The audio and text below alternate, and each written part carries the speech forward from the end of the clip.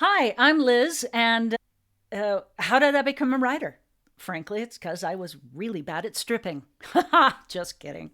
So, it's been, oh my gosh, 40 years since I wrote my first television script. Anyway, so I started out as an actress, and, in this business, especially when I was in the 70s and 80s, a woman gets to a certain age, that age being about 35, and the work starts drying up.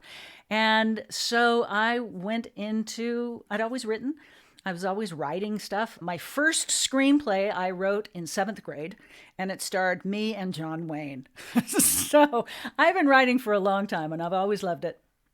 So I went to AFI and graduated, got my master's degree in screenwriting. I had a great acting career, did Broadway, national tours, all sorts of stuff. I got out of AFI and immediately I got this gig writing a CBS school break special. I don't know if any of you remember that. Ask your grandparents so they'll remember. So, anyway, and this is my first kind of professional writing gig. And all of a sudden, it gets produced, and I get nominated for an Emmy Award, and I win a Writers Guild Award and a Humanitas Prize for excellence in children's television. And I went, I thought this was supposed to be hard. So then it got hard. That was kind of this serendipitous, fortuitous, and a whole bunch of like three-syllable words, stuff that happened in my career very early on. I was really, really lucky. Then I hit the hard times after that. Anyway, that's kind of how I became a writer, is because I would have probably just continued acting professionally, except I was stopped getting hired. So I had to kind of reinvent myself.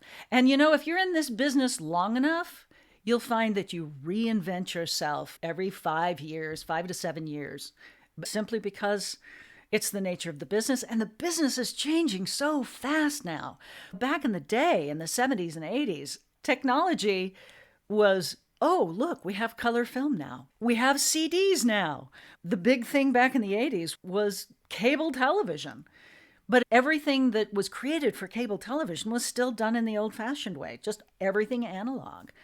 And it's not until the high def camera is invented in the late 90s, everything started to change. So, yeah, you're going to have to reinvent yourself, maybe even more often than that now, because the industry is changing so much. I'm now writing audio drama and I love it. It's so expressive and so freeing, and honestly, it's cost effective. I can produce it myself, and there are platforms where I can release it. That's kind of what I want to tell you right now. Thanks for tagging along, and see you next time.